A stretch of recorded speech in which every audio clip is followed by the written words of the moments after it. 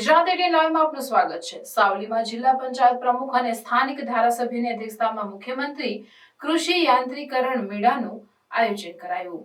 ગુજરાતના ધરતીપુત્રો ખેડૂતો માટે ગુજરાત સરકાર આધુનિક યાંત્રિક સાધનોનો ઉપયોગ કરી વધુ સરળતાથી આધુનિક પદ્ધતિથી ખેતી કામ કરી શકે અને આર્થિક સદ્ધરતા મેળવે તે આશયથી અનેક યોજનાઓ ચલાવી રહી છે। ત્યારે જિલ્લા પંચાયત વડોદરાના ખેતીવાડી શાખા દ્વારા જિલ્લા પંચાયત પ્રમુખ ગાયત્રીબા મહેડા અને ધારાસભ્ય કેતન ઇનામદારની ઉપસ્થિતિમાં તાલુકા સેવા સદનના પ્રાંગણમાં મુખ્યમંત્રી કૃષિ યાંત્રીકરણ યોજના વર્ષ 2024-25 અંતર્ગત તાલુકાના ખેડૂતોની ખેતીકામ માટે ઉપયોગી યાંત્રિક ઉપકરણો ટ્રેક્ટર અને ટ્રેક્ટર વડે ચાલતા કલ્ટિવેટર, પ્લાવ, રોટોવેટર જેવા અનેક ખેતીના યાંત્રિક ઉપકરણો પર રાજ્ય સરકાર તરફથી સબસિડી આપવામાં આવે છે।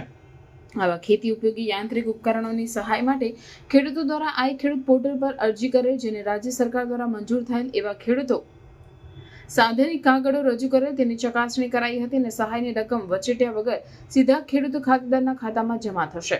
આજરોજ આયોજિત કૃષિ મેળામાં 24 cultivator, plough, 35 rotavator, 206 thresher, 17 tractor, 202 સહિત 562 લાભાર્થીઓને ₹2,41,41,00,000ની સહાય આપવામાં આવશે।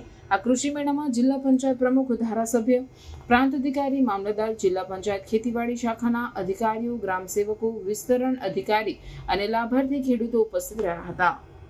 સાવલી તાલુકાના મામલતદાર કચેરી ખાતે મુખ્યમંત્રી કૃષિ યાંત્રિકરણ મેળાનું આયોજન કર્યું છે। તેમાં 500ની ઉપરાંત સાધનોનું સબસિડી આપવામાં આવી છે।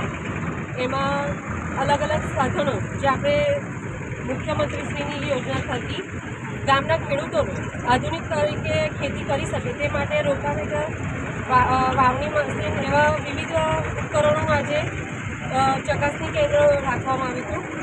આજે ખેડૂત ખેતી માટે ફૂલ સ્પીડમાં ખેતી કરી શકે એટલે દરેક ખેડૂત માટે આ સરકારશ્રી તરફથી સબસિડી આપવામાં આવે છે, તેનું આજે ચકાસણી કેમ્પ યોજવામાં આવ્યો હતો।